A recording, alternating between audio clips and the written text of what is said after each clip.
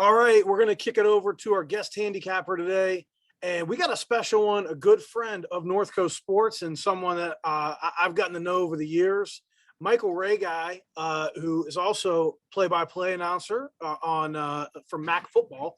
So, Michael, thank you for joining us today and really excited to have you here. Hey, Chris, I appreciate it. Thank you for having me, and always great to join you, man. Always a pleasure. Yeah, Power Sweep Podcast. Again, really excited about having these guest handicappers. I think we got a great one here today because he really knows his football. He's been around for longer than he'd like to admit, probably. But, yeah, just a couple of decades, like 3+ of them calling college football, Chris. But passion. You gotta know that. You are too. I love college football. Probably is my favorite, actually. Called the NBA, the Major League Baseball, and the NFL. But this is my 34th year calling.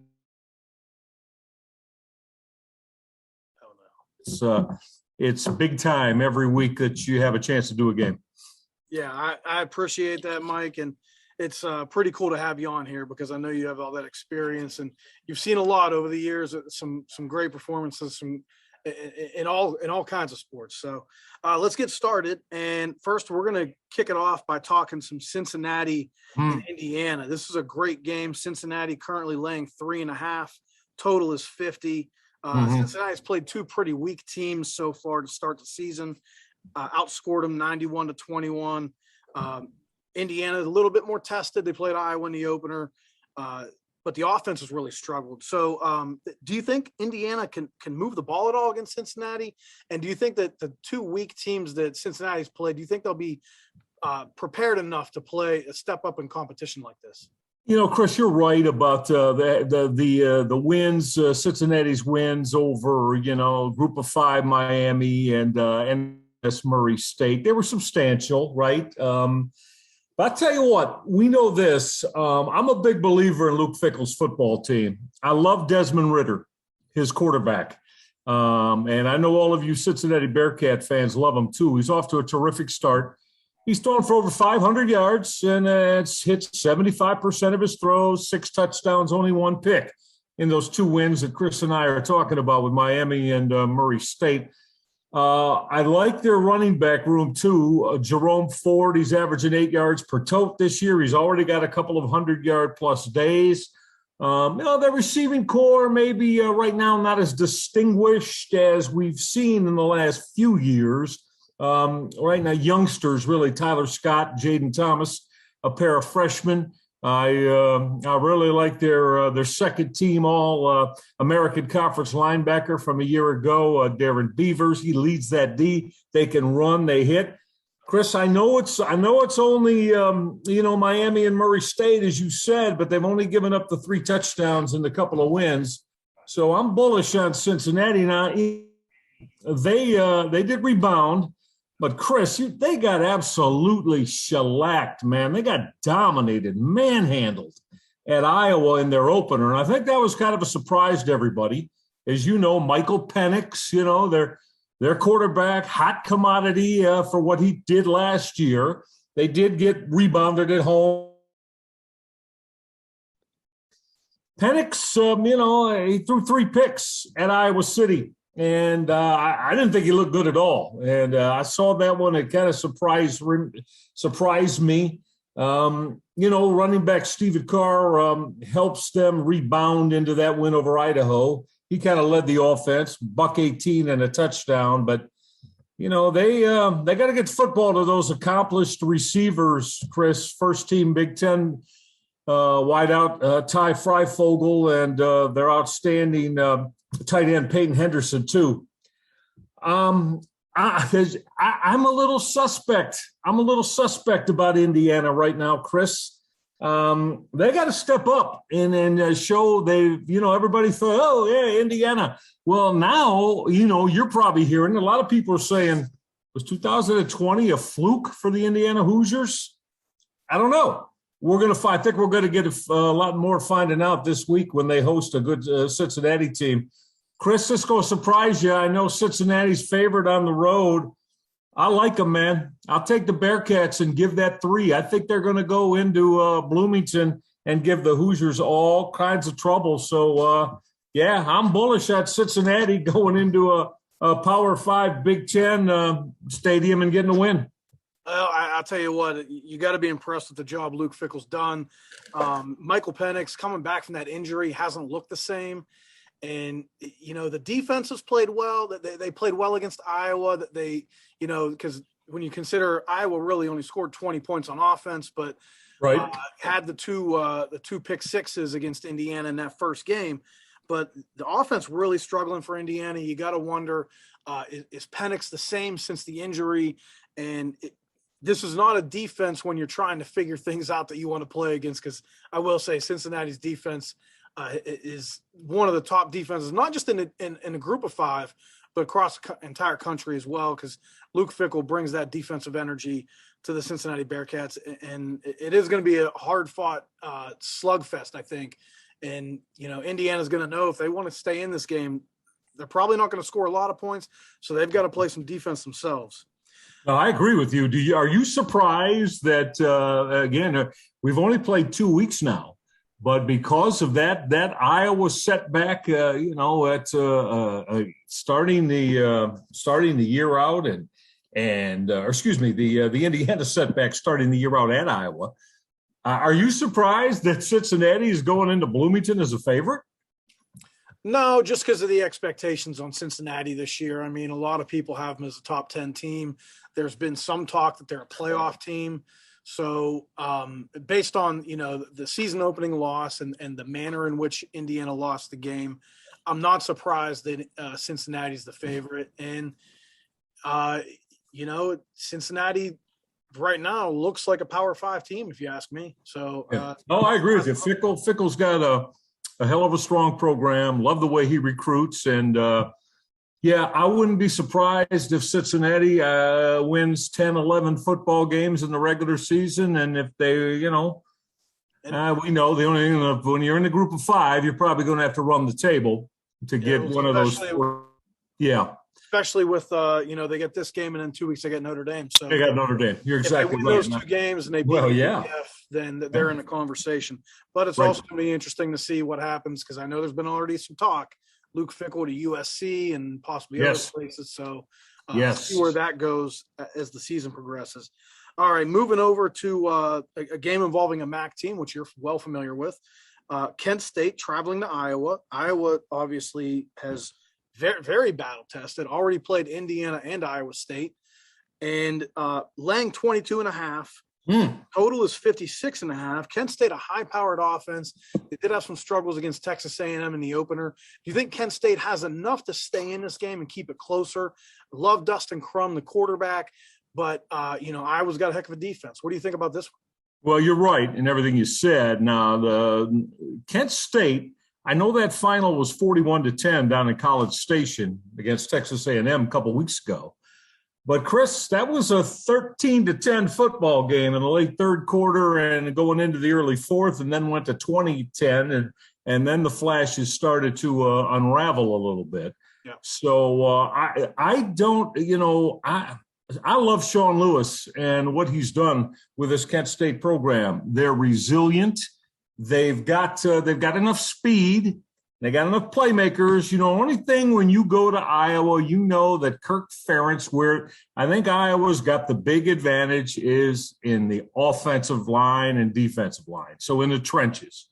And that's going to be something that I think that Kent State and at Iowa City is going to have to find a way to come up with some answers for. Now, can Dustin Crum be the guy that maybe will be able to unlock all of that strength of that Iowa defense? I don't know. I wouldn't bet against him. I think this kid, over the course of what he's accomplished in a full 2019 and last year, 32 TD passes, first team MAC performer in those 12 football games, the 14 football games he's played going back to 2019. Chris, that's legit. He runs the football out of that RPO scheme extremely well. I think he's one of the best in the country at that.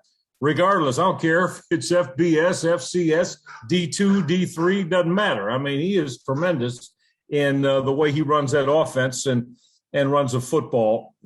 Xavier Williams, Marquis Cooper, a pair of running backs. They got 230-pound Joakim Banda that can provide some power in their run game as well. You know, you're right. Their offense is capable. But the big question is, and you alluded to it, is this Iowa defense going to be one that is just too stout, too strong, and too powerful for Crum and Kent State to to be able to produce touchdown drives and points?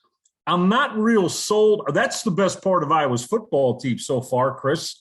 I'm not real sold on their quarterback, Spencer Petras. I thought he's been rather pedestrian, quite frankly, very average in his performances in the first two games, albeit that, that strong win against Indiana to start the year off. And then, they go and win another Cy-Hawk in their in-state battle with Iowa State, and they just dominated them and dominated them again on Saturday. So, look, this is a tradition-rich program. Kirk Ferentz right now, I mean, I don't know, you could say it's only 2 weeks. I get it.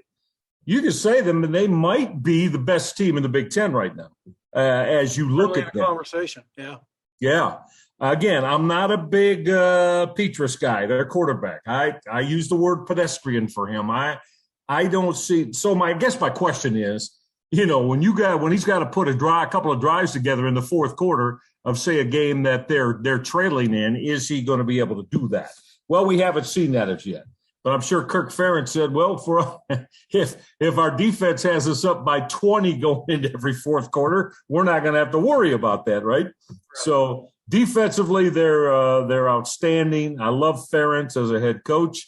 I'm going to say this, though, Chris, win the football game outright. Yeah, this is going to be a tall task for Kent State to be able to put up enough offense to be able to do it.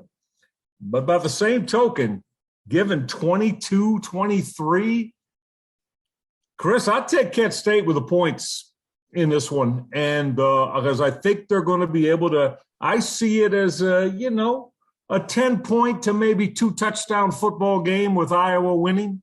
So, I mean, if you're going to give me 22-23, I'm taking the Kent State Golden Flashes because, again, Sean Lewis has proven, the head coach of Kent State, that this football team knows how to play competitive football against Power 5 programs, and I think they'll do the same thing in Iowa City. Well, that's why I came to you about this game, because I know you are well-versed in the MAC and know a lot about Kent State and have seen them with your own eyes and many times in the last couple of years. So excited to hear that Kent State, you think they're going to keep this game close, and I think that you might be right. I think that they've got enough offense that they can score a few times, and I think that off those two big games for Iowa, they're in a little bit of a letdown spot here. They could be. You're right. And again, just real quickly, I kind of see this as the same thing we just mentioned about Kent State going into when they went into College Station to start the season, right? So 13. It was they were down by 3. They're down by 3 to 10 into almost the mid fourth quarter. So I see the same thing there. I'm hoping this time the result is a little bit different, that Kent State's close in the fourth quarter, and let's see if they can really put the pressure on Iowa at home in a tight football game in the fourth. That would be exciting, and that would be pretty cool. Dustin Crum, a local kid to us, not too far away, Grafton Midview High School. All right, moving on to the big game. One of the big games this weekend. Bama at Florida. Bama laying 15.5. Total is 58.5. Florida hasn't looked great so far. That they kind of sleptwalked through the FAU game. They were up big last week against South Florida, who just looks awful so far this season, and then got backdoored. Quarterback play has not been spectacular so far. Some questions about whether Emory Jones is the guy now.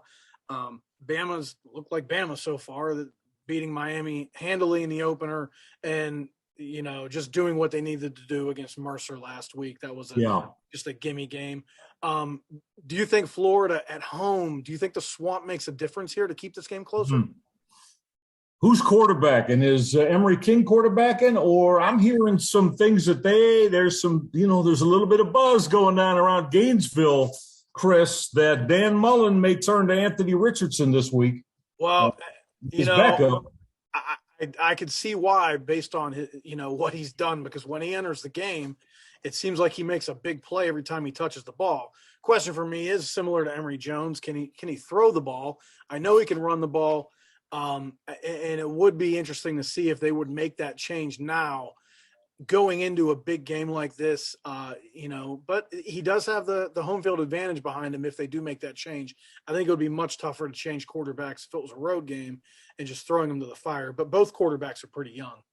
Yeah, and I'm not necessarily saying that Richardson is going to start instead of Emory Jones, Chris, but I do think he's going to play.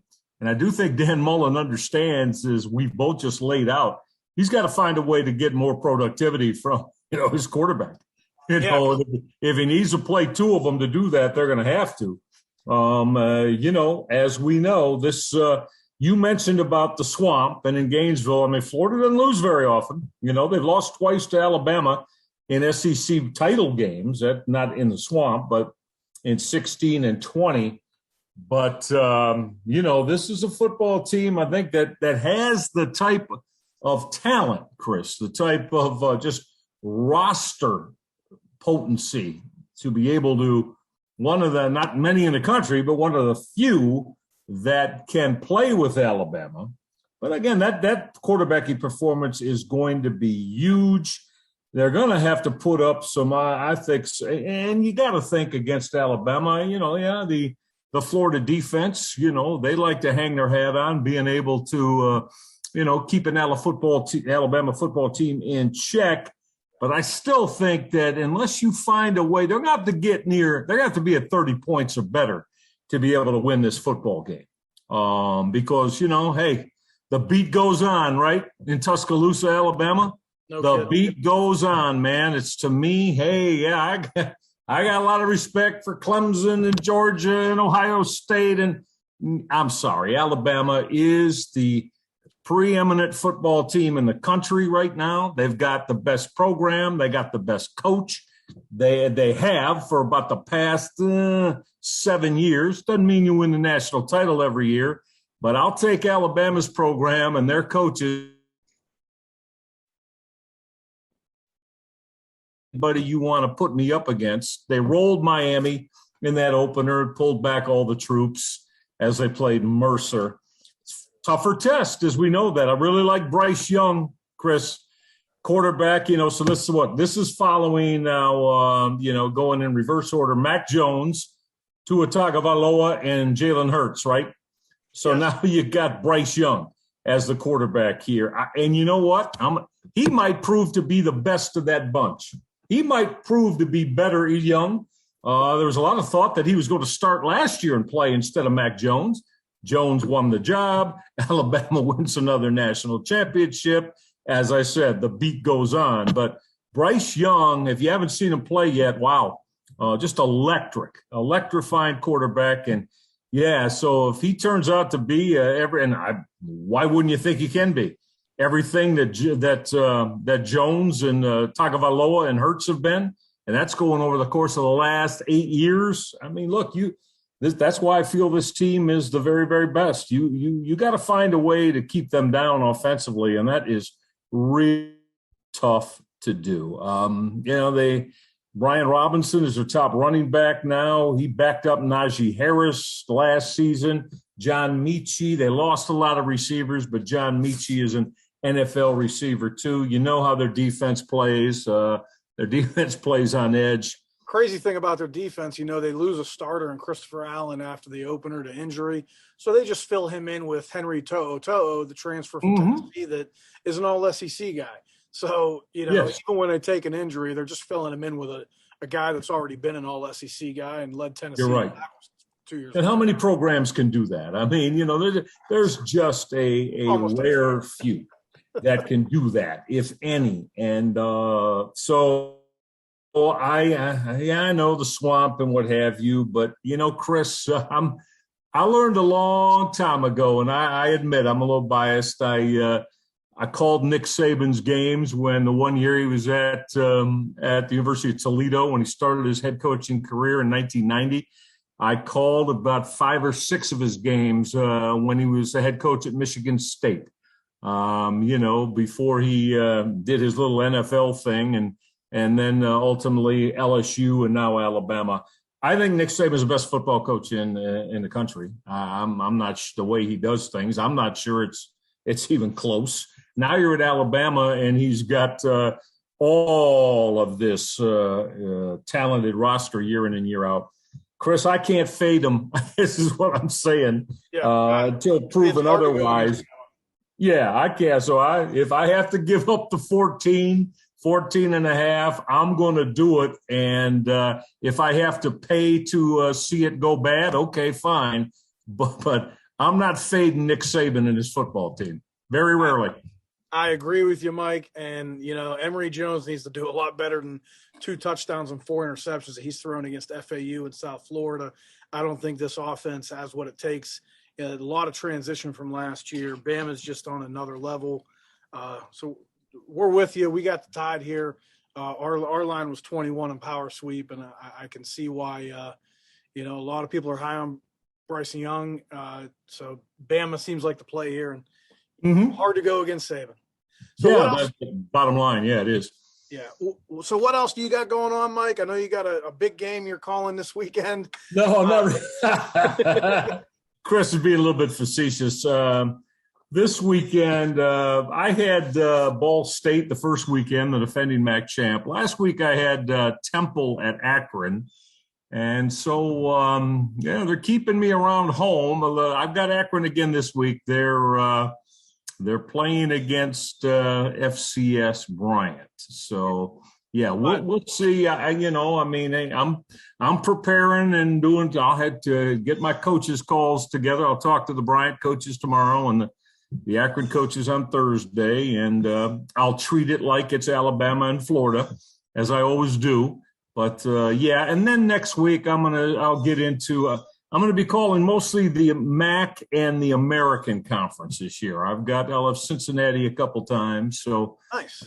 I'm looking forward to that more into October and November. So, but I always enjoy, like I said, college football. I consider that a win-win, and I'm very lucky and fortunate that I can, be around college football and talk to the coaches each and every week, and then go on these great campuses that we have around America and call the greatest game of all. So it's a lot of fun, Chris, and just like it's a lot of fun joining you too. This was fun.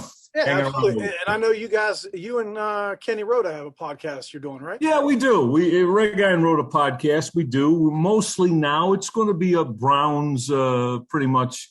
I won't say exclusive, but we do a show after every Browns game, a post-game show. So, and you can get that on wherever you get your podcasts, Apple, Stitcher, Spotify, Google, anywhere you get them, it's accessible. So it's we after each Browns game, and then it drops on Monday mornings. So. Definitely check that out, listeners, because check it out, please. Mike and Kenny do a great job. Kenny's also a friend of the show. I join his show on WHBC in Canton every week on Thursday at 4:00. So he's a great guy, and I'll have to check that out next Monday. And please do. Recap on the Browns game.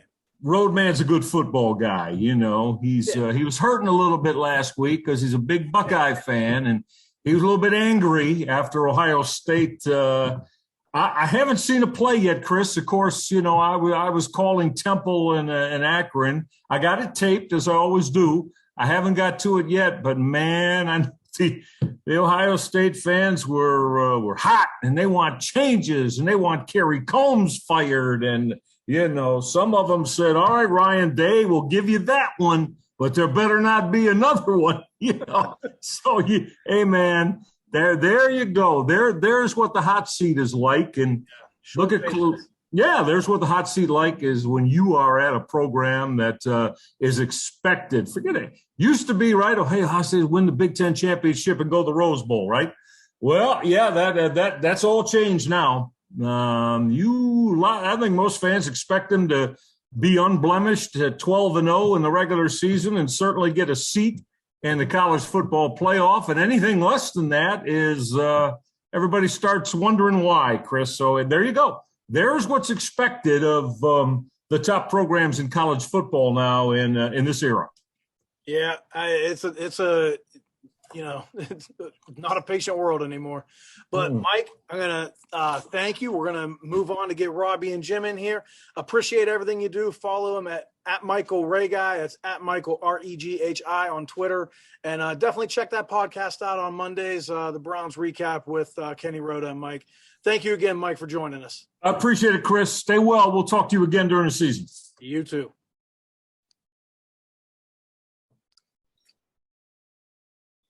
All right, and now we are going to move on to our handicappers here at North Coast Sports. Excited for our big 5-star week, and we're going to start and introduce our first handicapper, Robbie DePola. Robbie, you were off a big 3-0 week last week, 5-1 in 2 weeks. Welcome back, man. Yeah, good to be back. Hope I can keep the hot streak running. Hopefully people have been using these plays, because not just me, but we've been off to a pretty good start here overall. So I hope people are using these plays. We're giving them out to you for free. We obviously like them, so I hope you're betting them. Yeah, and remember, these plays are plays we're considering for our weekend plays that we like, and we're going to use in our meetings at the end of the week to consider for our late phone plays. And then next up, we got Jim Seaman, 1-2 week last week, but I know big bounce back weeks coming from Jim. What do you got, Jim? Welcome back, and anything to say? Hey, Chris, how are you? I'm great, and I'm glad to hear your voice. Kind of a tough week this last week. I made Jim blush, I think. Oh boy.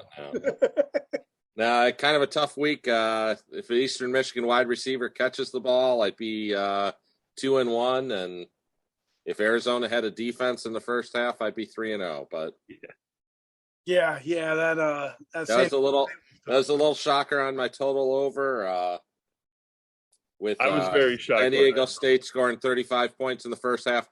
The interesting part is, even with that, it only went over in the fourth quarter. Right. With the only score in the fourth. Yeah. So, but still overall, 1-2. And you can come back from that, Jim. You've had plenty of good weeks especially last year. So, I think it's going to be a good week. Like I said, we got the 5-star week. We're going to put our heads together this weekend and figure out the best play we have to give out to all of our Power Soup subscribers for 5-star week. I went 3-0 last week. So me and Robbie tied. Pretty happy because I was off 0-3 week. I told everyone I'd bounce back, and I did. So I think Jim's going to do that this week. So we're going to get started with Robbie, since once again you're the high man on the totem pole. We'll let you go first. I know honored. You're a big Mountain West guy. What do you got? Yeah, so quickly before we go ahead, I would like to point out to the people listening that both plays I used, both side plays I used, ended up being they were both Marquis, and they both won, and the total I used ended up being a 3-star. So like Chris said, these plays are in the mix, so you're not just getting plays that we're picking out of a hat. We like these plays, so hope you guys are listening, because we're going to be giving you some good plays. I'm going to start with Oklahoma State is going on the road to the blue turf of the Boise State Broncos. And as of right now, Boise State is a 4-point favorite. And that, to me, that seemed kind of low. The number did jump up there for a little while. I think it was at 5.5. The number has since come down a little bit. It's about 4 last I saw. Boise State is 1-1 this year. They did get off to a pretty rough start to begin the season. Lost. They were up 24-7 against Central Florida. Ended up losing that game 36-31. They still did cover, which gave us a 3-star winner to begin the year. But kind of a disappointing start to the season for them, especially being up 17 points in the first half on the road. They did bounce back last week. They annihilated UTEP 50, I think it was 54-13. They forced 6 turnovers. They had a punt return for a touchdown. They scored 14 points, I believe, off turnovers. It might have been more. They play so much better, as do most teams, but the vaunted blue turf, they play much better at home. They have fans in the stands. Those fans are excited to see that team. And Oklahoma State, they did get their quarterback back last week in Spencer Sanders, but they are dealing with a plethora of injuries to their offense. They're missing several of their skill position players. They're banged up and inexperienced on the offensive line, and this is their first road game this season. So it's kind of going to be a tough test. Boise State Stadium, I believe, only holds about 36,000, but those fans can get loud. And when you have a young and inexperienced offensive line and the quarterback doesn't have the best chemistry with these replacement players for the injuries, that kind of would scare me a little bit. Boise State's got a strong quarterback in Hank Bachmeier. They got back their top running back in George Holani. They have an incredibly talented receiver in Khalil Shakir, who pulled down several spectacular catches last week. And their offense as a whole is experienced. Their defense is experienced. They love playing on that blue turf. They feed off the crowd energy. And Vegas did for a while kind of correct to Boise State playing at home, and their ATS record wasn't very good. But over the last 3 years, Boise State is 8-2 against streak to continue, but especially with the line only being 4, I easily see the Broncos pulling this game out by about a touchdown. Yeah, and I was a fan of the way Boise fought in that first game, so I definitely think you're betting a good team with Boise. And Oklahoma State, obviously, like you mentioned, they have some issues right now that they have to sort out. And Tulsa gave them a heck of a run last week, as they did last year too. Yes. Okay. I'm going to kick it off next. I'm going to go to Southern Miss, a team that I actually lost on in week 1. But I think this is a good spot for them. They're off a 37-0 win last week, which actually, if you use our late phones, we use that as a 3-star a small college play, which is FBS versus FCS over Grambling. Me and Jim work a lot on the FCS and FBS, and that was a play that I know largely I think Jim caught on to at the end of the week. So we've done really well with that, right, Jim? 4-0 the last 2 weeks? 4-0 last 2 weeks, and also won with Kent State last week, an easy 60-10 winner. Yeah, that was a nice one. And Southern Miss lost their starting quarterback, Trey Lowe, in that game last week against Grambling. But I like their backup. His name is Ty Keys. He's a JUCO transfer that is actually a much more highly recruited kid than Southern Miss normally gets at quarterback. Frank Gore has rushed for 243 yards. Frank Gore Jr., not his dad, but I'll tell you what, plays like his dad a little bit with how he runs the ball. Southern Miss did win the last meeting 47-42 and 19. I really like the Southern Miss defense right now. They're only allowing 41 rushing yards per game, 1.9 yards per carry. They've got 5 sacks in 2 games. Troy's offense only rushing for 93 yards a game, 2.9 yards per carry, and they just gave up 5 sacks last week. So a little bit of trouble in the offensive line for Troy. Now Southern Miss has allowed 7 sacks in 2 games, but I think Ty Key's a little bit more of a athletic threat, although Trey Lowe is as well. But I think Keys actually is a better runner than Lowe, and it's going to be a little bit tougher to bring him down than they were having with Trey Lowe. Both defenses have played well. This game could be a game you also look at the under. But I think Southern Miss getting double digits at home. They're 6-0 as a home dog since 2015. I think the play here is Southern Miss. And I was a fan of Will Hall before the season started. I know he was really upset about how they played. If you read his comments, it's like, I must be the worst coach in the world. We have to get this corrected. And they did last week. Granted, it was against an FCS team. But, Grambling. yeah, and they did what they needed to do. And now they're coming back for a bigger game, but as 10-point dogs. So I'll take Southern Miss here with the points. All right, Jim. Moving over to you. I know that like you said, you're gonna have a bounce back week, and you got a good one for us first off, right? Hopefully. I think so. And it's going to be USC minus 8.5. Of course, they dismissed Clay Helton. They got their interim coach, Dante Williams, who's kind of a player's coach, kind of a high energy guy. And even if you look at the game that Clay Helton kind of got rid of because they fell to Stanford last week, they actually had the 24-18 first down edge. They had the yardage edge. They were -1 turnover. Unfortunately, that was a 31-yard intercept return touchdown. They also gave up an 87-yard run. But other than that, in the opener, they took a very good San Jose State team, beat them by 30-7. They're taking on Washington State this week, who lost by 3 to Utah State. And last week, they only beat Portland State 44-24. Them by a bit more than that. And they're also dealing with some injuries in their secondary, and their starting center could possibly be out. And I think this is just, in a lot of ways, you had USC, the players took a lot of heat because basically their performance cost the coach their job. And they're going to be very determined in this game.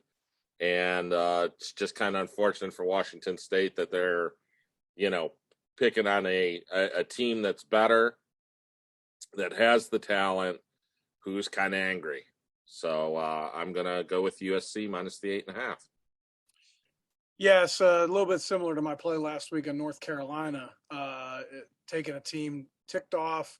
I will say one thing. If Washington State trots out Jarrett Garantano as quarterback, and I am doubling down on USC. As a Tennessee fan, I had to endure Jarrett Garantano, and I feel bad for the kid because I do think that at times he got a raw deal from the fans. But,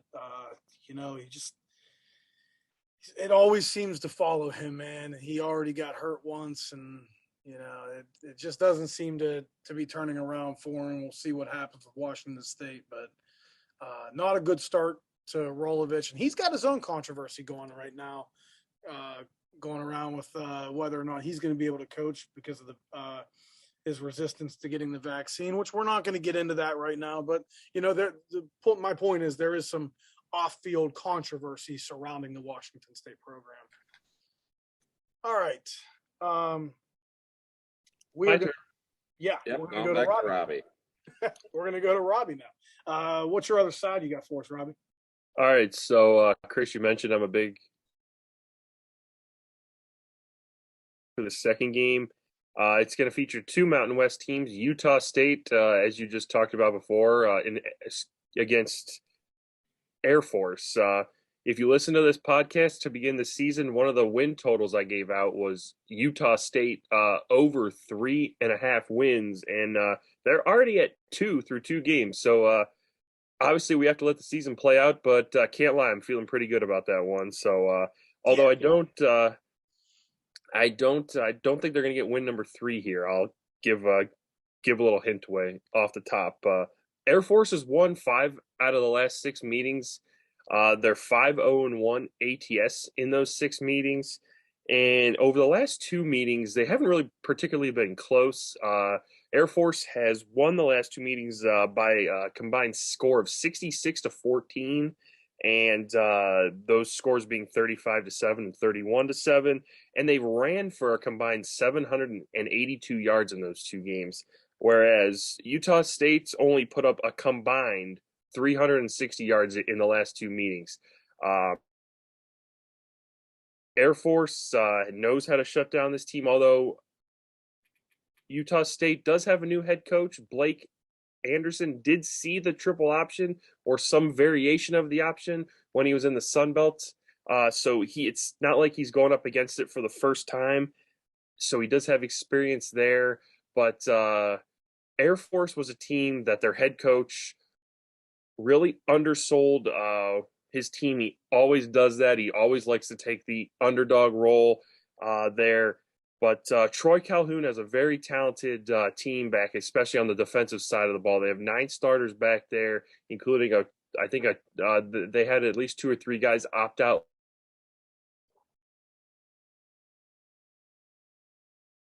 Played pretty well.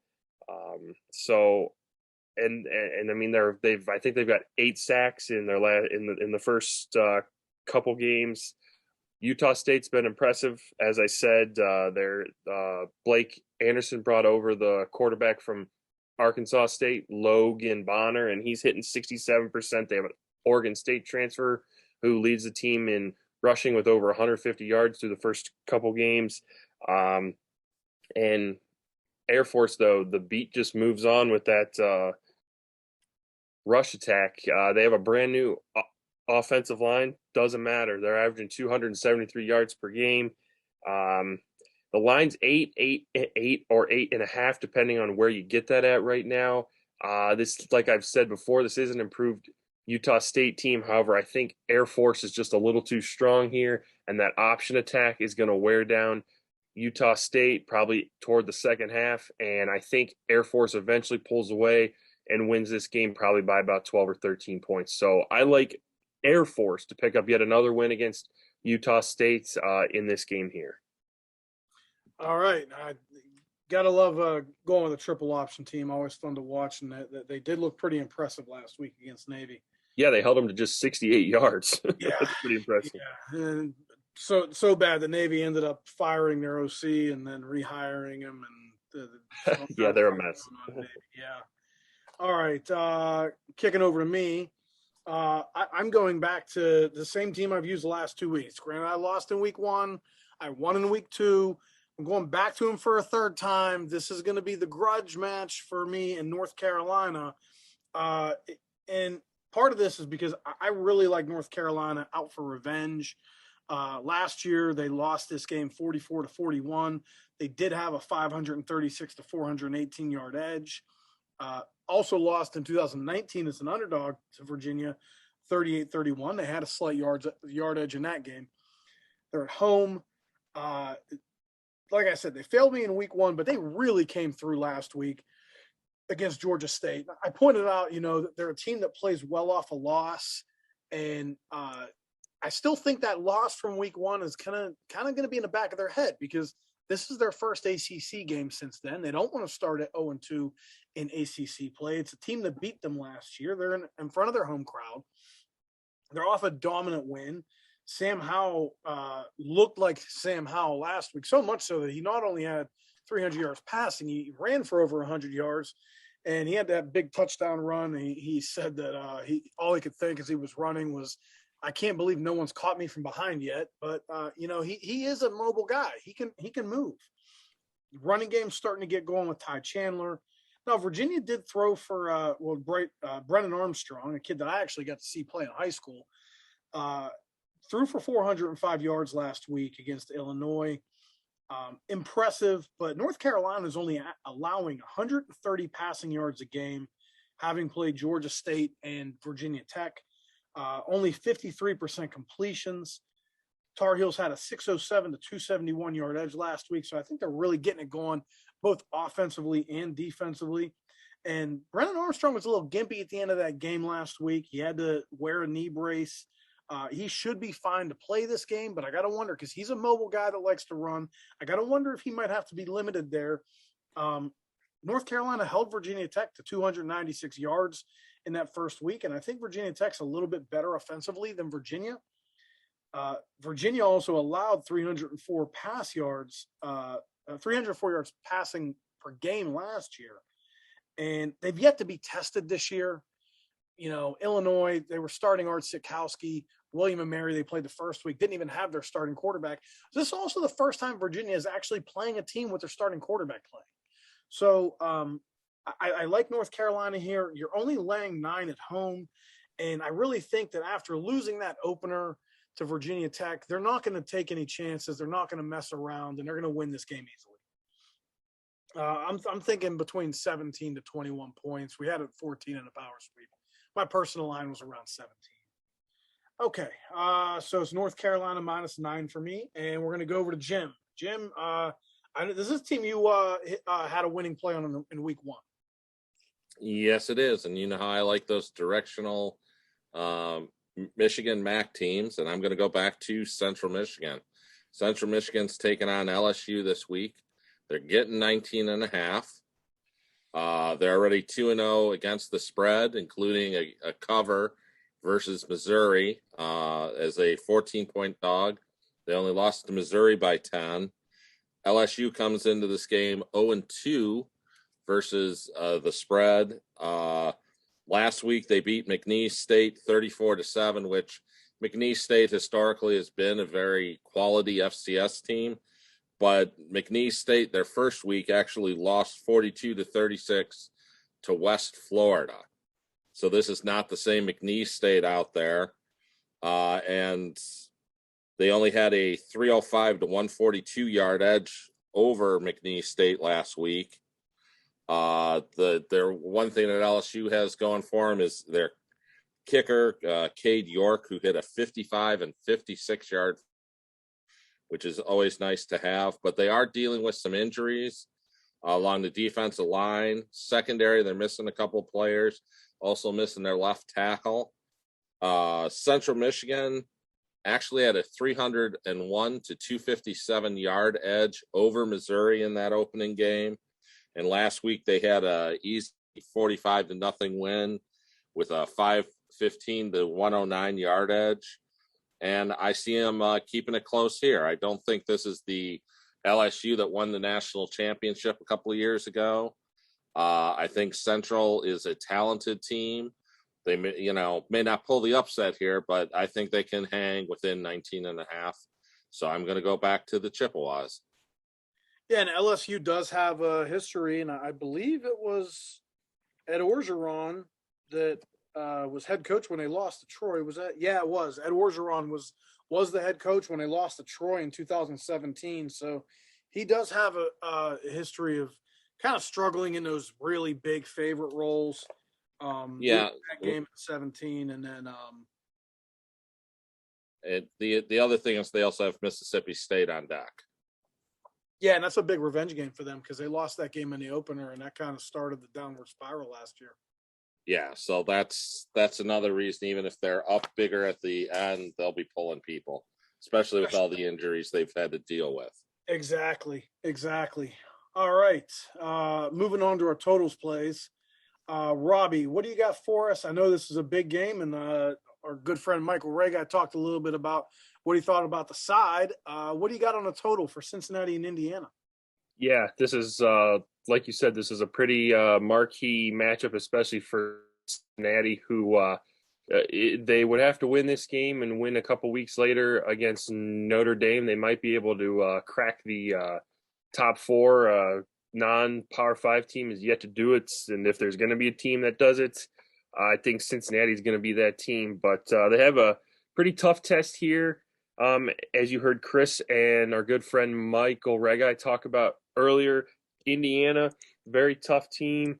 They got 17 starters back from a year ago, including their quarterback, Michael Penix, although he is off of a pretty gruesome knee injury. Cincinnati, one of the best defenses in all of college football last year. They get 7 starters back on both sides of the ball. And this is a Cincinnati team that just has really impressed me. Both teams play very good on the defensive side of the ball. The 34 points Indiana gave up 2 weeks ago to Iowa is a bit misleading, considering two of those touchdowns for Iowa were pick sixes.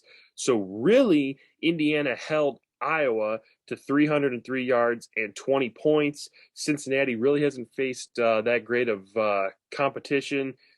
They've faced Miami of Ohio and Murray State, and they've held those teams to a combined 260 yards per game and just 11 points per game.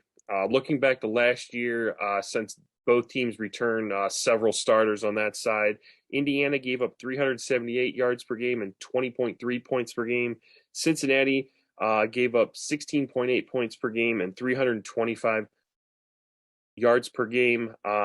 These are both teams that can play well on offense, but they hang their hat on the defensive side of the ball.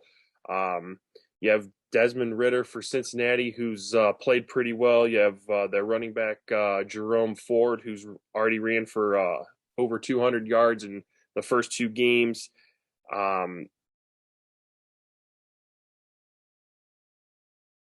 Control this game, running the ball, playing good defense. Indiana, again, for them to kind of stay in this game because they are actually the underdog. I think both teams overall are just going to try to hang their hats on the strong defensive units, and each team's going to try just to get enough offense to win. I don't think either team is going to try to make too many risky plays, long passes down the field. So to me, I see this game ending like a 24-17, 24-20. The total is 50. It is dropping a bit. I saw a lot of 49.5s just before we recorded this.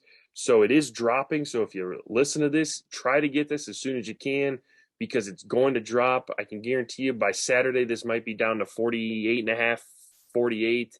So get it while you can because these two teams with a total of 50, I love it. Yeah, talk about 2 good defenses. Indiana's played really well defensively, especially that opener against Iowa. Cincinnati, Luke Fickell's just a defensive guy. We already talked about it with Michael Ray guy. And that's going to be a really fun game to watch. And you got to think Cincinnati, they have a chance at the playoff. Like we said earlier, they got to win this game first. And then they got Notre Dame in a couple of weeks. They got a bye week coming up. So it's going to be a lot of fun to watch that game. I'm looking forward to it. All right, Jim. All right, actually, I'm going to go next. And I got a total. I love this total, man. 2 teams that are really struggling defensively, but putting up some yardage offensively, but a little bit struggling to put up the points to match at times. Louisiana Tech. Last week, Louisiana Tech SMU. And we're looking at the over 66 here. Last week, North Texas and SMU only had 37 points combined, despite, 47. It was 35-12, despite 1,043 yards of offense and six turnovers, and North Texas was stopped on downs 4 times. So normally if you get 1,000 yards of offense or over, you're looking at a game in the 80s. They didn't even touch the 50s. Louisiana Tech played Southeastern Louisiana. Now, they do have a very good FCS quarterback, Cole Kelly, transfer from Arkansas. But Louisiana Tech gave up 495 passing yards last week. There was a combined 87 points and 1,042 yards in that game. SMU brings quarterback Tanner Mordecai, a transfer from Oklahoma. Louisiana Tech counters with their own Oklahoma transfer, who went to West Virginia after Oklahoma, Austin Kendall. So both teams have talented quarterbacks and have shown that they give up a lot of yardage. Louisiana Tech put up 34 points against Mississippi State in the opener, and that same Mississippi State team that held NC State to just 10 points. Louisiana Tech has allowed 78% completions and 433 passing yards in the first 2 games. SMU's averaging 69% and 316 passing yards per game, but they're also allowing 299 passing yards a game, including 384 last week against North Texas. So, I mean, it just goes down to both teams throwing the ball a lot, getting a lot of yardage. Especially with SMU, it didn't equate the points last week, and that they kind of skated by on defense. They gave up a lot of yardage, but different things happened. North Texas was stopped on downs twice inside the 10. They settled for 2 short field goals, 1 from the 2-yard line. There were 6 turnovers in the game. That should have been a way higher scoring game.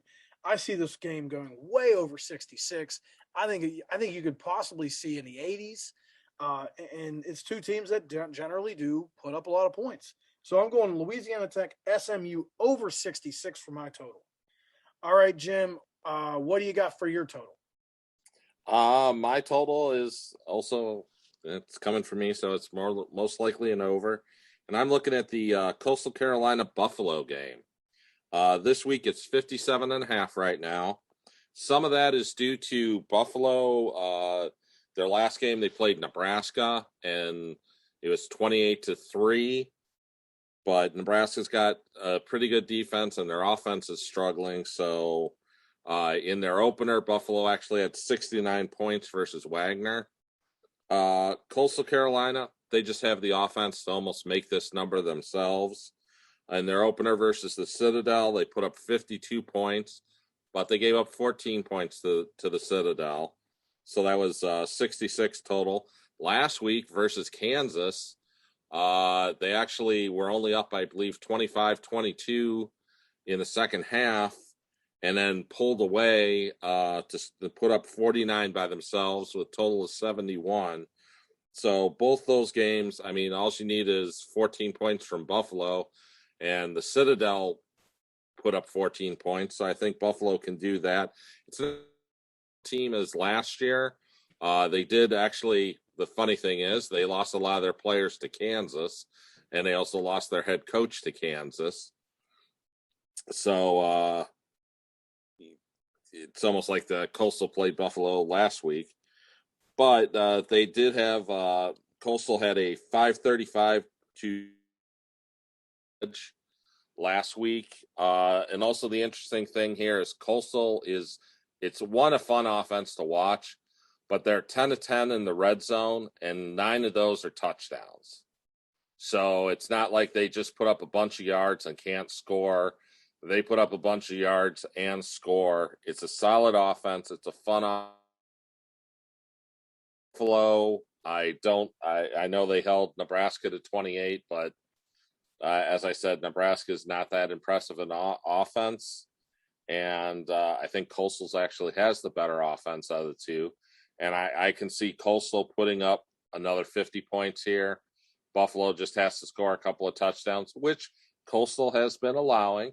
And I think this is an easy over that you're kind of getting the advantage of Buffalo having a low-scoring game last week. Yeah, and we hit a marquee on that over in the Kansas game. What was that, Friday night? Yeah, Friday night. There was the total was 52. I mean, it was not a lot of sweating that one out. So yeah, I had just gotten to Knoxville. I was driving 7.5 hours to Knoxville to watch Tennessee break my heart again. But yeah, I'd rather not talk about that game. But yeah, that was an easy over. I got to watch a little bit of it. I didn't really have to pay much attention to it after the game went over. So that was fun. No, and that's the other thing is Coastal put up, I think, 21 unanswered at the end of the game there, and they keep going. They don't, sit down and say, okay, we're going to run into the line. They run their offense. Yeah. They run their offense the entire game. And like I said, I could see Coastal going over this by themselves. There's a possibility. All right. So just to recap, because I apologize, everyone. We have been having some connection issues. It's been going on in the office. Yeah, and you just went out again. So we've been having some connection issues over the last about a week and a half, and there's not much we can do about it. We're doing our best here. But just to rehash, just in case anyone couldn't hear, Robbie's plays, Air Force -8, Boise State -4, Cincinnati, Indiana under 50. My plays are Southern Miss +10, North Carolina -9, SMU, Louisiana Tech over 66, and Jim has got USC -8.5, Central Michigan +19.5, and Coastal Carolina versus Buffalo over 57.5. All right, just to close it down, guys, I got one very important question for you both. Actually, two. I'm going to ask you two very important questions to you both. First, go Robbie. Which game are you most looking forward to watching this weekend, and what are you getting for me for my birthday? That's a great question, Chris. I don't know. I don't think I can answer the second one on this podcast because the content might not be appropriate for that. But it better be something good, man. It better not be going to Family Dollar for me. I expect something really shiny. I might be able to help you out with that one, Chris. And I don't mean a black eye. In terms of your first question, I might be able to help you out with that one a little more. I mean, I kind of alluded to it in my total, but Cincinnati and the Marquis matchup. But I just I like I like the Cincinnati team. I'm rooting for a non-power 5 team to get into the playoff because it's bothered me ever since UCF was there a few years ago and got no love. It just bothers me that these non-power 5 forgotten about, and I'm rooting for Cincinnati, and I think this is their first chance to really improve and solidify their resume, with the biggest game being in 2 weeks against Notre Dame. But again, the games that I like to watch are probably not the teams that I cover are the ones I want to watch, and you got a lot of intriguing matchups like Nevada against being the favorite against Kansas State on the road. Kansas State is without their quarterback, but that's a game I'm looking forward to watch. Just overall, a lot of good games. Penn State and Auburn, of course, is one of the biggest games of the week. I kind of did and didn't answer that one there, but let's just say I'll be doing a lot of channel surfing on Saturday. All right. And Jim, which game are you looking forward to watching the most? And what are you getting me for my birthday? Well, I'm actually interested in watching the Coastal Carolina Buffalo game. Another interesting game that'll be on there late night that I'll be working and watching is probably the Arizona State BYU game. I think that ought to be an interesting showdown to see if BYU's for real. Arizona State's a big step up. I mean, the BYU came away finally ending their losing streak to Utah last week. And they kind of did that impressively. And so I think that's another game to watch. And as for the president, I was looking at getting a, Bishop Sycamore shirt for you before they go out of business. Well, I mean, I'm hoping they stick around for a while. I'd like to see them play. I don't know. The funny thing is, my buddy actually worked their the game where they played on Friday before Sunday. He actually worked that game and was at that game and was the one that had to go in and tell the coaches that they both had black jerseys. He's the one that had to break the news to the Stowe Rocks coach in Pittsburgh. He had to tell him, hey, by the way, they only have black jerseys. Well, we only have black jerseys. Well, I guess we're all playing with black jerseys. So he had to work that game as part of the Pennsylvania Athletic Association. So yeah, I will be looking forward to whatever you guys get me for my birthday. It's on Saturday, so happy birthday to me. How about a 5-star winner? Yeah, that is exactly what I want. I want a 5-star winner. Then I will get myself something shiny. All right, Chris, isn't your birthday on the 17th? Yeah. Oh, you're right. Yeah, that's Friday. Not you. You forgot when your own birthday was. You know what? No, you know what? He's getting old. No, yeah, he must be if he's forgetting his birthday. No, well, that is true, but no. Me and my wife are celebrating my birthday on Saturday. We're gonna. Yeah, she's like, "What do you want to do on your birthday?" I'm like, "Go to the high school football game." So I'm going to. My birthday is being spent going to Dover, Ohio, to watch my alma mater, Steubenville, take on Dover. And then Saturday, we're going to go out to eat at Fatheads, awesome place in Cleveland if you've never been there. Nice. Original Fatheads, though, is in Pittsburgh. Just wanted to point that out. A lot of people don't realize that. But, yeah, I think we're hitting up Fatheads, or we might do, I don't know if we're doing something else. But, yeah, we'll be going somewhere with televisions. My wife doesn't like that, but we're definitely going somewhere with televisions that I can watch football. It's your birthday. It's not hers. Exactly. That's what if it's her birthday, no televisions. She wanted to go to some swanky restaurant. I was like, I have to dress up. No, that's a horrible idea for me. Yeah, no, it's my birthday. We do what I like to do.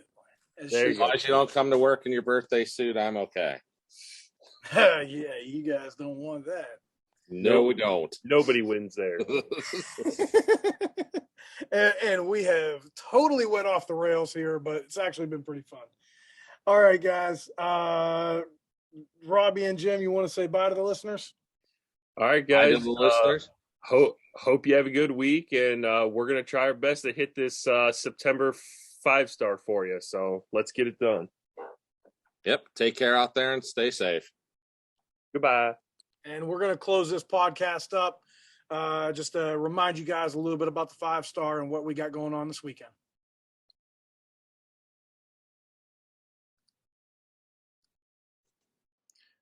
All right, and that'll about wrap it up for the Power Sweep podcast presented by NorthCoast Sports.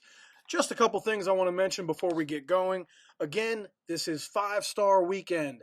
Every Power Sweep subscriber gets our 5-star play for free. It's our first 5-star of the year. We did win that play last year on West Virginia, plus 2.5 against Baylor. They won in overtime. More stressful than it needed to be, but it was a winner, so that's all that matters in the end. And we're going to throw something out to our listeners as well. As usual, we always give a little bonus. Use the code Alabama this week. They are the king of college football right now. I can't really argue it. Alabama is the code, and you can use this code by calling 1-800-654-3448 or go to ncsports.com. And the discount this week, you can get $10 off your Power Sweep. So if you're not a Power Sweep subscriber, what are you waiting for? It's $109 right now. We'll knock $10 off if you call in or go online and use that code Alabama. Or if you're already a subscriber and you want to get a discount for listening to this podcast as well, we're going to throw something for you. It's a nice discount on our exec weekend for this week. You're already getting that 5-star free. You want to get some more plays to go along with it. Right now, for 21 subs, that price is $149. We'll knock $20 off if you use that code Alabama on ncsports.com, or if you call in 1-800-654-3448. Or if you're a 22 sub, it's $129 right now. Knock $20 off of that. Again, ncsports.com, 1-800-654-3448. You can follow me at ChrisV160. Also, Robbie DePola, R_DIPAOLA16. That's at R_DIPAOLA16. And special thank you to Michael Ray and Jim Seaman as well for joining the podcast. Check out that Browns podcast that Michael Ray and Kenny Rhoda put out Monday mornings, recapping the Browns if you're a Cleveland fan or if you just want to get some NFL content.